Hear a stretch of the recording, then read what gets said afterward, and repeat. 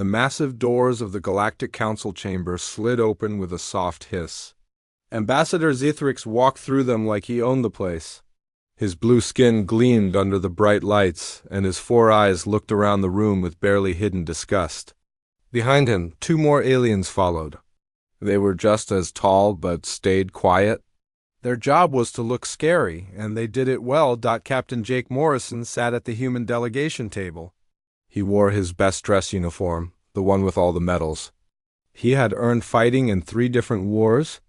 Next to him sat Helen Carter, Earth's top diplomat. She had been dealing with aliens for 5 years now, ever since first contact.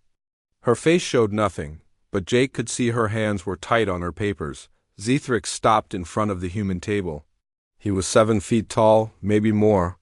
His uniform was covered in symbols that probably meant he was important. When he spoke, his voice sounded like metal scraping on stone. "Humans of Earth," he said, looking down at them. "The Corthany Empire has watched your species for many months. We have studied your wars, your weapons, your soldiers. We have seen what you call strength." Jake wanted to stand up and tell this alien what he thought of his tone, but Helen put a hand on his arm. She knew this was important. One wrong word could mean war, and Earth was not ready for that kind of fight. "We are honored by your attention," Helen said, her voice calm and professional. "How may we serve the galactic community?" Zithrix made a sound that might have been laughter, but it was not a happy sound. "Serve? Your species is too dangerous to serve. Your soldiers are killers. Your weapons are made only to destroy. Your history is written in blood." The other aliens in the chamber watched quietly. Jake recognized some of them from previous meetings. The Altarians with their green skin and peaceful ways. The vegan traders who looked almost human but had silver eyes. The Centauri delegation with their tall, thin bodies and wise faces. None of them seemed surprised by what Zithrix was saying. "The galactic community has rules," Zithrix continued. "Species that are too aggressive, too violent, cannot be trusted with membership. They cannot be allowed to spread their violence to other worlds." Helen leaned forward slightly. "What exactly are you proposing, Ambassador?" "A trial by combat," Zithrix said, and now his 4 eyes gleamed with something that looked like hunger. "An ancient tradition. One of your fighters against one of ours. If your champion wins, Earth keeps its place in the galactic community. If our champion wins—" He did not finish the sentence, but everyone in the room understood. Jake could not stay quiet any longer. "And if we refuse?" "Then you will be declared a hostile species," Zithrix said simply. "Your planet will be quarantined. No trade, no contact, no help when the next asteroid comes toward your world. You will be alone in the universe until your species learns to be peaceful." The chamber fell silent. Jake felt his heart beating fast. This was not a request. This was a threat with only one choice that did not end in Earth's destruction. "However," Zithrix continued, and now his voice had a different tone, "we are not without mercy. We know your soldiers are dangerous. We do not wish to see our champion killed by your most skilled warriors. Therefore, we make this requirement. You must send your weakest fighter, the one who poses the least threat. The one who would have the smallest chance of harming our champion." Helen and Jake looked at each other.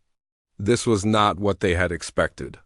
Usually, when someone demanded a trial by combat, they wanted to face the strongest opponent. But Zithrix was asking for the weakest. "You want our worst soldier?" Jake asked. "Your least dangerous," Zithrix corrected. "The one who would be harmless to our champion. This way the trial is fair. Your species gets its chance to prove itself worthy, but our champion faces no real danger." Helen was thinking fast. Jake could see it in her eyes. She was looking for the trap, the hidden meaning, the way this could go wrong for humanity. "What are the rules of this combat?" she asked. "Simple," Zithrix said. "One fighter from each species. Non-lethal weapons only. The trial ends when one fighter yields or cannot continue. The combat will be held on neutral ground, broadcast across the galaxy so all species can witness the outcome." "And you will honor the result?" Helen asked. "Of course. Zethric said, but something in his voice made Jake think he was lying. If your weakest fighter can defeat our champion, then perhaps we have judged your species too harshly.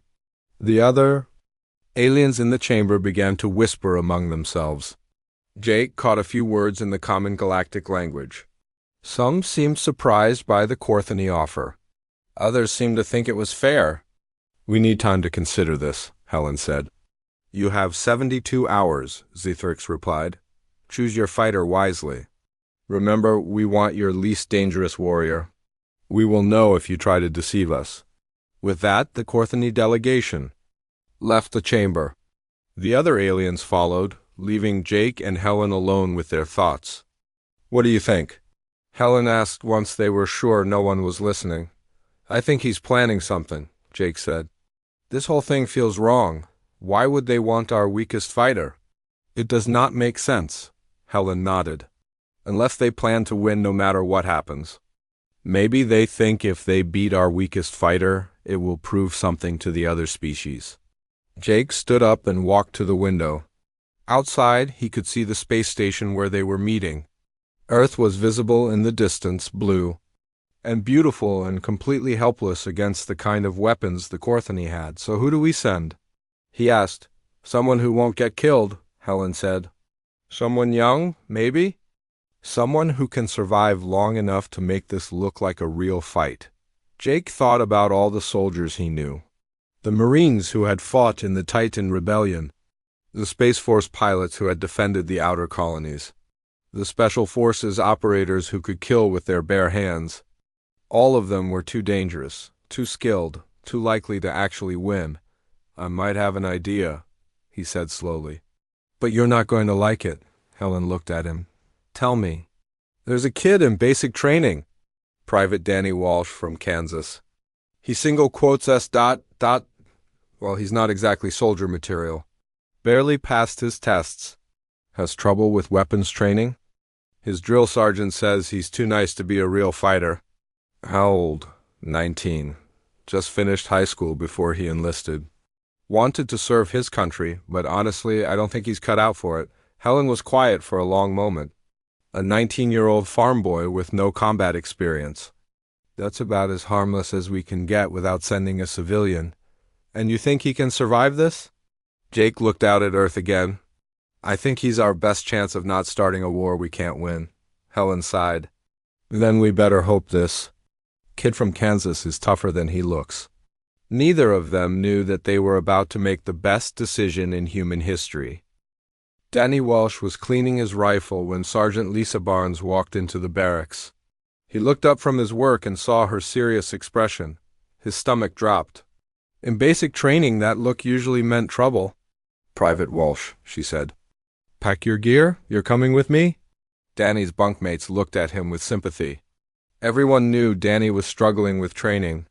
His aim was terrible. He could barely do 20 push-ups, and he had never won a single hand-to-hand combat drill. They all figured he was about to be kicked out of the army. What did I do wrong, Sergeant? Danny asked, standing up quickly. Lisa looked at the other recruits. The rest of you, get back to your duties. Walsh, move it. Danny grabbed his duffel bag and followed her out of the barracks. She led him to a waiting transport vehicle. As they drove through the base, Danny tried to figure out what was happening. He had been trying his best, but everyone knew his best was not very good.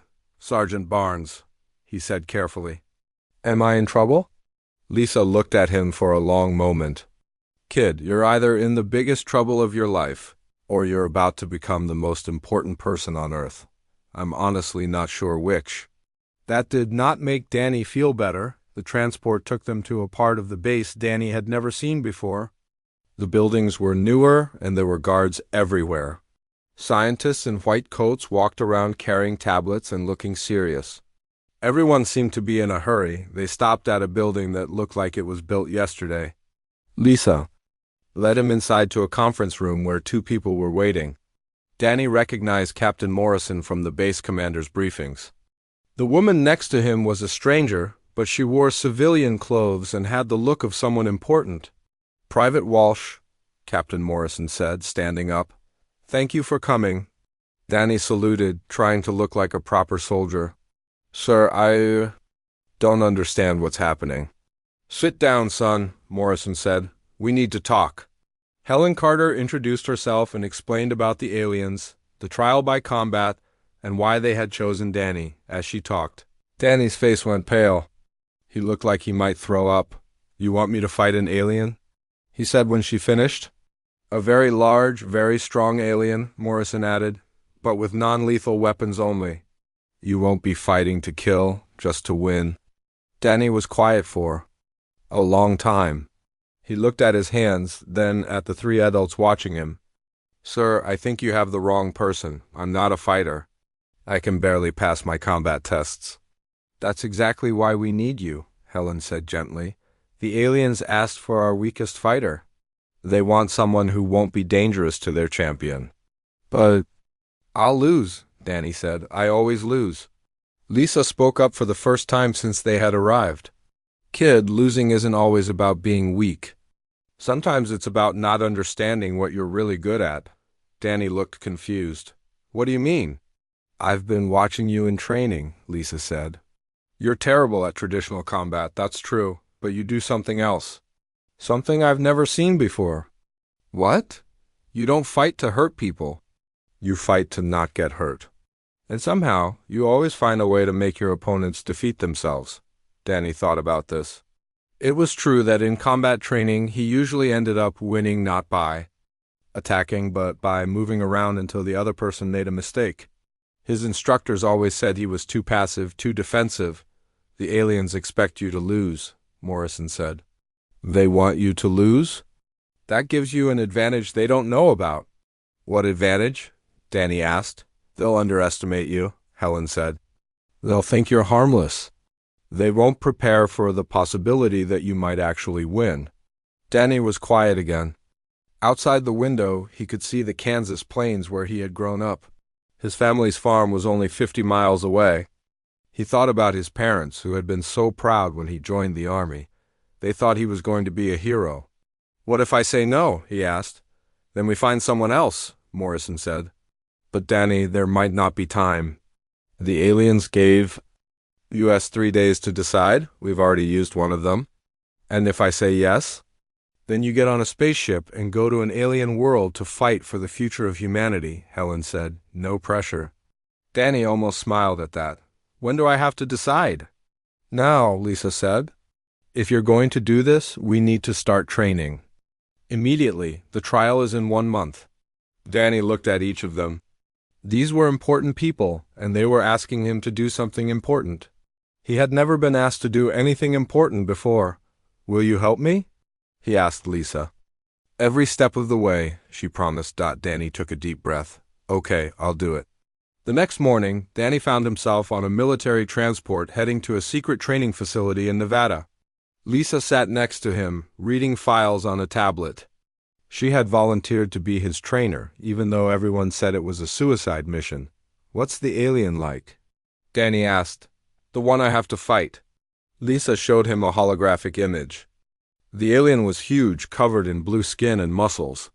It had 4 arms and looked like it could crush a car with its bare hands. His name is Gorvak, Lisa said. He's the champion of the Korthani Empire? He's never lost a fight? Danny stared. At the image, he's really big. 7 feet tall, 400 pounds of muscle, Lisa confirmed. He can bench press a small car. And I'm supposed to beat him? Lisa turned off the hologram. You're supposed to try. That's all anyone can ask. The training facility was unlike anything Danny had ever seen. It was built into a mountain with corridors that seemed to go on forever. Alien technology was everywhere, provided by the friendly species in the galactic community. The walls could change color, the floors could adjust their grip, and the training rooms could simulate any environment. Danny's first training session was a disaster. He tried to fight holographic opponents and lost every time. He tried to use alien weapons and could barely figure out how to turn them on. He tried to run obstacle courses and got tired after the first few barriers.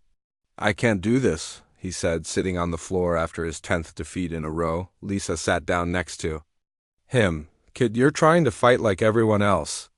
But you're not everyone else. I'm weak. You're different. There's a difference, She helped him stand up. Let's try something else. Instead of trying to beat the hologram, try to make it beat itself. Danny did not understand, but he tried. Instead of attacking the holographic opponent, he moved around. He dodged its attacks and let it swing at empty air. He used the training room's obstacles to make the hologram run into walls. After 10 minutes, the hologram was exhausted and confused.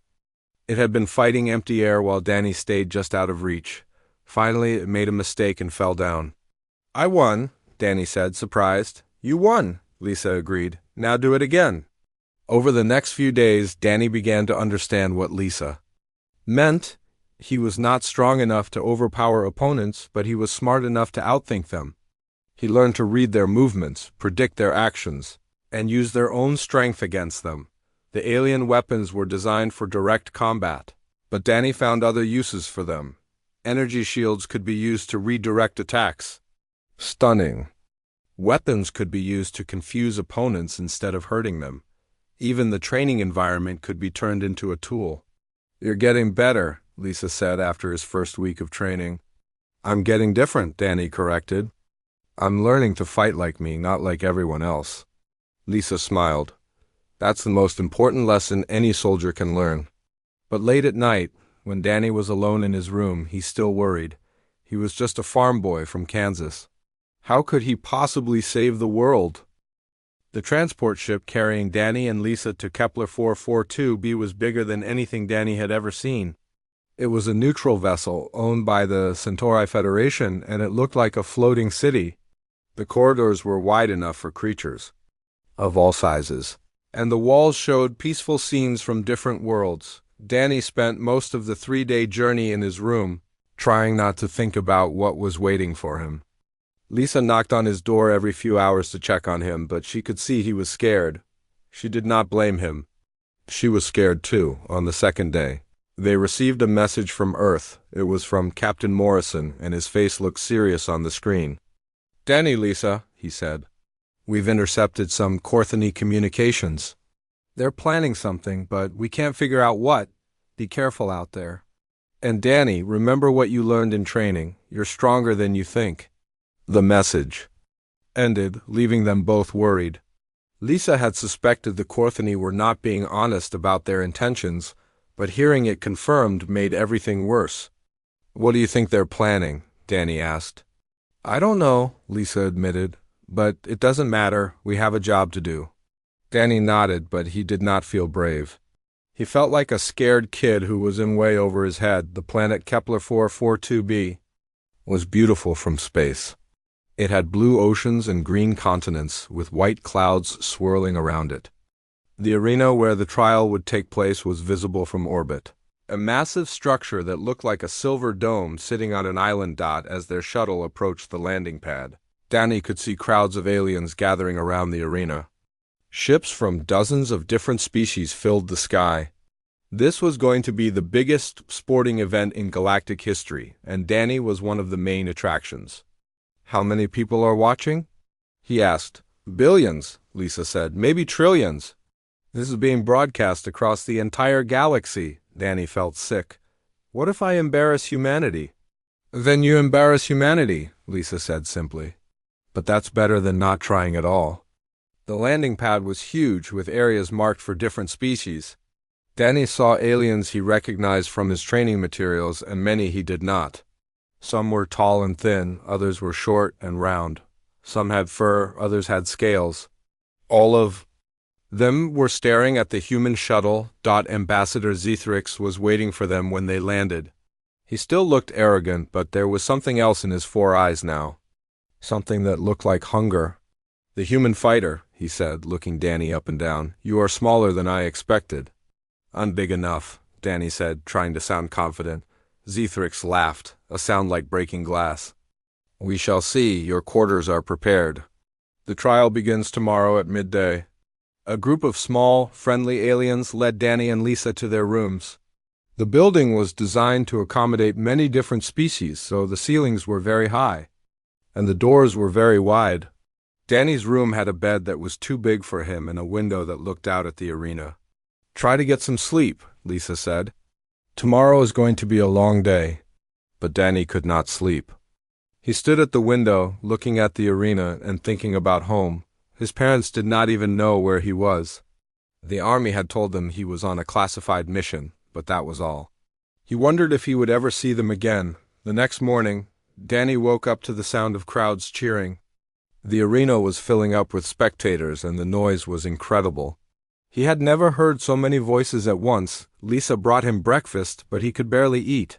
His stomach was full of butterflies and his hands were shaking. "It's normal to be nervous," she said. "Every soldier feels this way before a big fight, did you?" "Every time," she admitted. "But you know what I learned? The fear doesn't go away. You just learn to use it. How do you use fear? It makes you more careful, more aware, more creative. Fear can be a weapon if you know how to use it." Danny thought about this as he got ready for the trial. He put on his protective gear, which was lighter than what human soldiers usually wore. The aliens had insisted on minimal armor to make the fight more interesting. His weapon was an energy staff, about 6 feet long and made of some kind of alien metal. It could stun opponents but not kill them. It felt strange in his hands, lighter than he expected, but somehow more alive. "Remember what you learned?" Lisa said as they walked toward the arena. "You're not trying to overpower him. You're trying to outsmart him." The arena was even more impressive from the inside. The dome was transparent, so everyone could see the sky above. The fighting area was about the size of a football field, with walls that could change to create different environments. Right. Now, it looked like a simple circular room with a smooth floor. Danny could hear the crowd, but he could not see them through the arena's walls. The noise was overwhelming, a constant roar of voices from dozens of different species. He had never felt so small. Champion Gorvak entered from the opposite side of the arena. He was even bigger than Danny had expected, with blue skin that seemed to glow under the lights. His muscles were like steel cables, and his forearms moved with practiced grace. He carried a plasma glaive, a weapon that hummed with deadly energy. The crowd cheered when they saw him. Gorvak raised his weapon and roared, a sound that made Danny's bones vibrate. This was a creature born for war, trained from birth to fight and kill. Danny walked to the center of the arena, trying to look braver than he felt. Gorvak met him there, looking down at the small human with obvious contempt. "You are the best your species can offer?" Gorvak asked in perfect English. "I'm what they sent," Danny replied. Gorvak laughed. "This will not take long." The arena's announcer, a tall alien with a voice like thunder, explained the rules to the crowd. Non-lethal weapons only. The fight would end when one fighter yielded, or could no longer continue. The arena environment would change every 10 minutes to test both fighters' adaptability. "Fighters, take your positions," the announcer called. Danny and Gorvak moved to opposite ends of the arena. Danny's heart was beating so fast he thought it might explode. His hands were sweating inside his gloves, and the energy staff felt slippery. "Begin!" The announcer shouted. Gorvak charged immediately, his plasma glaive cutting through the air where Danny's head had been a split second before. Danny rolled to the side, barely avoiding the deadly weapon. The crowd gasped at how close he had come. To being killed, Danny scrambled to his feet and ran. He could hear Gorvak behind him, the alien's heavy footsteps echoing through the arena. The plasma glaive hummed as it cut through the air, missing Danny by inches each time. To the crowd, it looked like a cat playing with a mouse. The mighty Gorvak was toying with the weak human, letting him run around the arena while he slowly closed in for the kill. But Danny was not running in panic. He was thinking. Every step was calculated, every direction change was planned. He was leading Gorvak exactly where he wanted him to go. The arena's environment changed suddenly. The smooth floor became a forest, with trees and bush appearing out of nowhere. The crowd cheered at the spectacle, but Danny had been expecting this. He had studied the arena's transformation patterns during his training. Now the real fight could begin. The forest environment filled the arena in seconds. Trees grew from the floor, their branches reaching toward the dome above. Bush and rocks appeared everywhere, creating a maze of hiding spots and obstacles. The crowd cheered at the amazing display, but Danny barely noticed. He was too busy running for his life.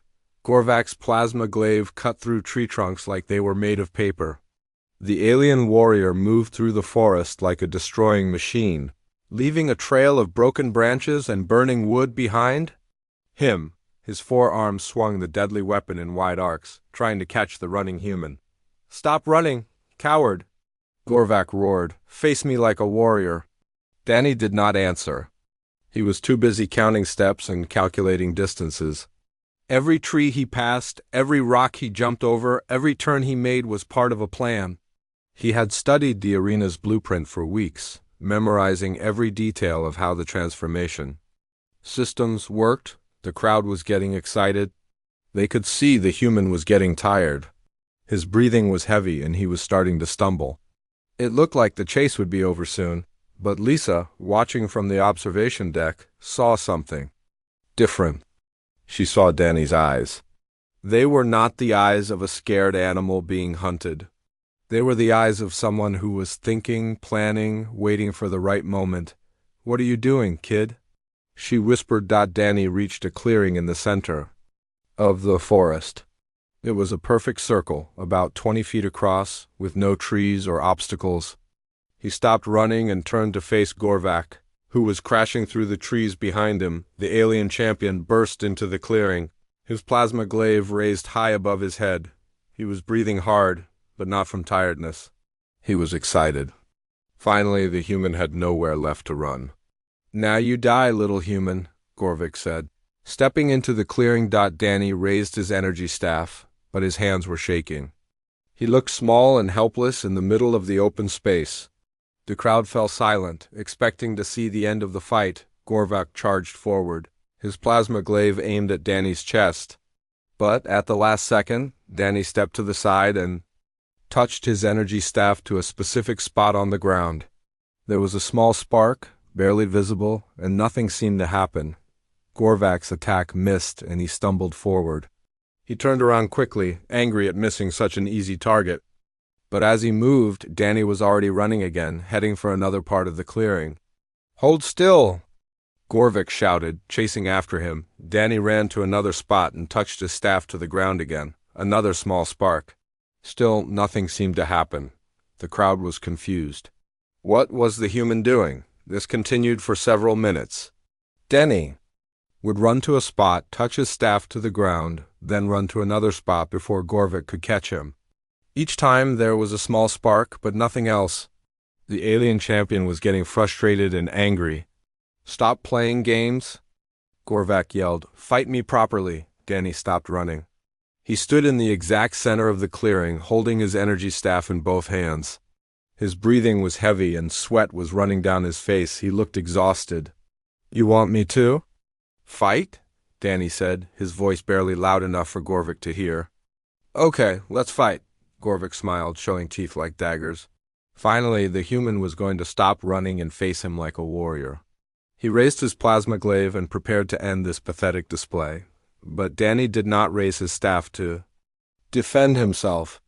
Instead, he pointed it at the ground and pressed a button on the handle. The staff sent a pulse of energy into the earth, and suddenly the clearing exploded with light. The spots where Danny had touched his staff to the ground began to glow.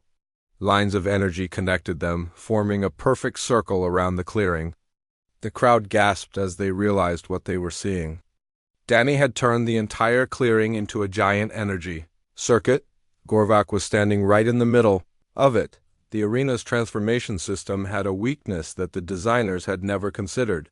The energy fields that created the different environments were controlled by nodes buried under the floor.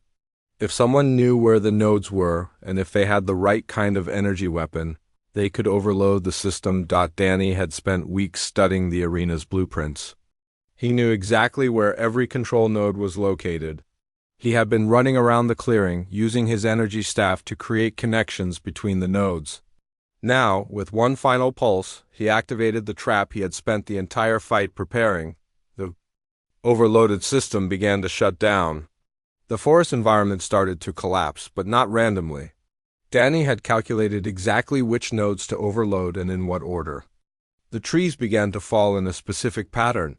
all of them falling inward toward the center of the clearing. Gorvak realized what was happening, but it was too late. He tried to run, but the falling trees blocked every exit. His plasma glaive cut through the first few trees, but there were too many. Soon he was trapped under a pile of holographic wood that had become solid due to the system malfunction. The crowd was silent. They could not believe what they had just seen. The weak human had defeated the mighty Gorvak without throwing a single punch or firing a single shot. He had used the arena itself as a weapon, but Danny was not done. He walked over to where Gorvak was trapped and began pulling the fallen trees away. The alien champion was pinned but not badly hurt. His armor had protected him from the worst of the impact. "Why are you helping me?" Gorvak asked, confused. "Because the fight is over," Danny said simply. "You can't continue, so I won?" "That means you're not my enemy anymore." Gorvak stared at him. In all his years of fighting, no opponent had ever helped him after defeating him. Warriors were supposed to enjoy their victories, not show mercy to the defeated. "You could have killed me," Gorvak said. "The system malfunction caused feedback in my armor. My power cells are overloading. If I don't yield soon, they will explode." Danny looked at the warning lights flashing on Gorvak's armor. He could see the plasma glaive was sparking dangerously. One more minute and the weapon would explode, probably. "Killing its user? Then you should yield," Danny said. "There's no shame in losing to a better plan." Gorvak was quiet for a long moment. Then he did something that shocked everyone in the arena. He dropped his plasma glaive and raised his hands. "In surrender." "I yield," he said, his voice carrying across the silent arena. "The human has won." The crowd erupted in noise. Some were cheering, others were arguing, and many were simply confused. They had never seen anything like this before. A small, weak human had defeated the greatest warrior in the Korthani Empire without violence, without anger, without hatred. Danny helped Gorvak to his feet and supported him as they walked out of the collapsed clearing. The alien champion was heavy, but Danny did not complain. He had won, but he did not feel like celebrating. He felt tired and sad and ready to go home. In the observation deck, Lisa was wiping tears from her eyes. She had known Danny was special, but she had not realized how special until now. He had not just won a fight. He had shown the entire galaxy what it meant to be human. Ambassador Zithrix watched from his private box, his 4 eyes burning with anger. This was not supposed to happen. The human was supposed to lose quickly and quietly. Now everything was ruined, but the trial was over and the result was clear. By the ancient laws of combat, Earth had won the right to remain in the galactic community. Zithrix would have to find another way to destroy the humans. As Danny and Gorvak left the arena together, neither of them knew that the real fight was just beginning. The Galactic Council chamber was in chaos. Representatives from dozens of species were arguing in languages Danny could not understand. Some were shouting, others were waving their arms, and a few looked like they were about to start fighting each other. Danny sat between Captain Morrison and Helen Carter, still wearing his arena clothes. He was exhausted and confused. The trial was over, he had won, but somehow everyone seemed angry about it. Ambassador Zithrix stood at the center of the chamber, his blue skin darker than usual. His 4 eyes were focused on the human delegation.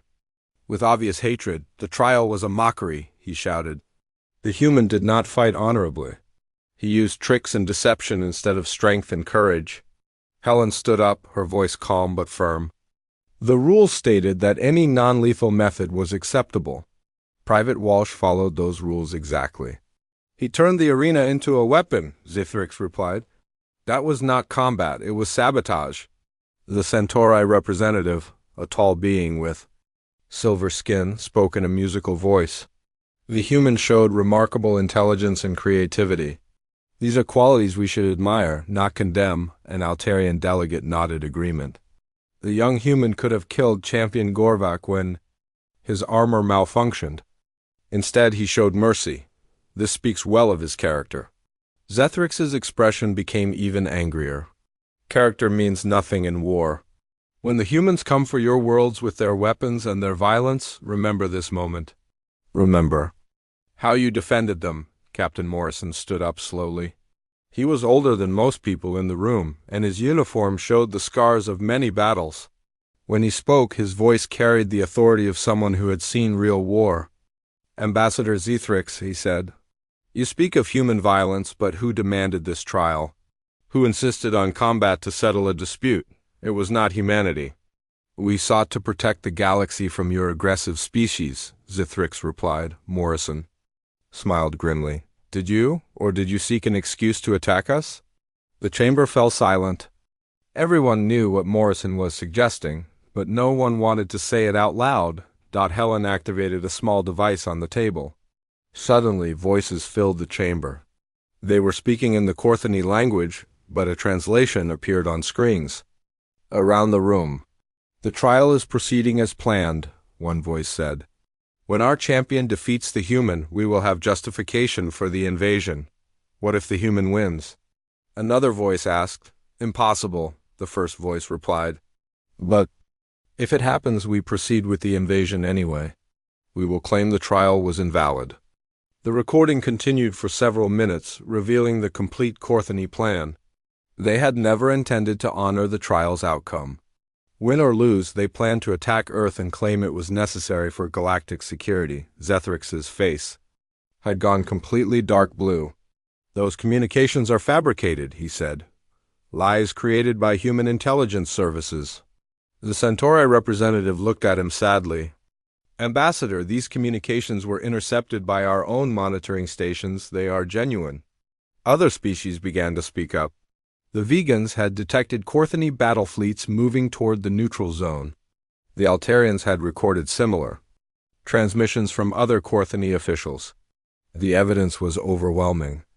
The Korthani Empire has violated the most basic principles of galactic law, the Centauri representative continued. They demanded a trial by combat under false pretenses, with the intention of ignoring the results. Zethrix looked around the chamber, seeing that he had lost the support of every other species. His plan had failed completely.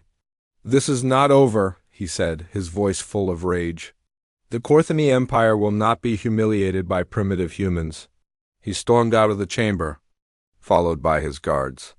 The other representatives watched him go, then turned their attention back to the humans.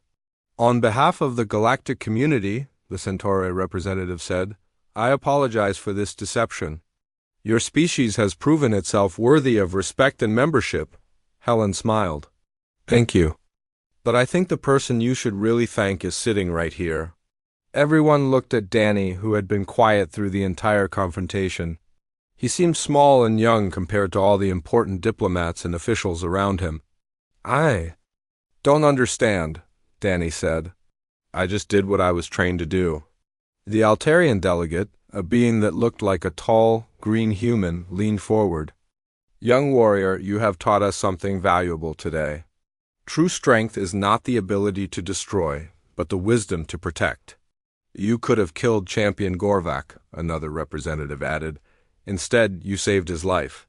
This is not what we expected from a species we were told was violent and aggressive. Danny thought about this. Where I come from, we have a saying, the strongest person in the room is usually the one who doesn't need to prove it. The chamber was quiet. For a moment, as the various species considered these words, Captain Morrison put his hand on Danny's shoulder. Son, you've just changed history. The galaxy will never look at humanity the same way again. Over the following days, news of the trial spread across the galaxy. The story of the small human who defeated a mighty warrior through cleverness and compassion became legendary. Species that had feared humanity began to see them as potential allies instead of threats. The Korthani Empire found itself isolated. Other species refused to trade with them or allow their ships to pass through their space. Their aggressive plans were exposed, and they became the outcasts they had tried to make humanity become. Danny returned to Earth as a hero, but he did not feel like one. He felt like the same farm boy from Kansas who just wanted to serve his country. The parade in his honor made him uncomfortable. And he kept asking when he could go back to normal duty. Captain Morrison had other plans for him. Danny was promoted to lieutenant and assigned to a new division called the Diplomatic Defense Corps. His job would be to train other soldiers in nonviolent conflict resolution and to represent humanity in future galactic disputes. But I'm not a diplomat, Danny protested. I'm just a soldier. You're exactly what we need, Morrison replied. You understand that sometimes the best way to win a fight is to not fight at all? Lisa was assigned as his second-in-command. She was proud of what Danny had accomplished, but she was not surprised. She had always known he was special, so what happens now? Danny asked as they stood in their new office, looking out at the stars. Now we teach others what you already know, Lisa said. That being human doesn't mean being violent. It means being smart enough to find better solutions. Danny thought about the alien students who would soon arrive to study human conflict resolution techniques. Species from across the galaxy wanted to learn from the farm boy who had defeated an empire without firing a shot. 6 months later, Danny was back home in Kansas visiting his parents. He sat on the porch of their farmhouse, watching the sunset and thinking about everything that had happened. His parents still did not fully understand what he had done, but they were proud of him. His father joined him on the porch, carrying 2 cups of coffee. You know, he said, when you were little, your mother and I used to worry that you were too gentle for this world. What do you think now? Danny asked it. His father smiled. I think maybe the world needed someone gentle. Above them, the stars were beginning to appear. Some of those stars had planets where beings lived who now looked at humanity with respect instead of fear. All because a scared farm boy had learned that sometimes the most dangerous thing you can do is refuse to be dangerous at all. Danny sipped his coffee and smiled. Tomorrow he would go back to training the next generation of peaceful warriors. But tonight he was just a kid from Kansas, sitting on his family's porch, grateful to be home.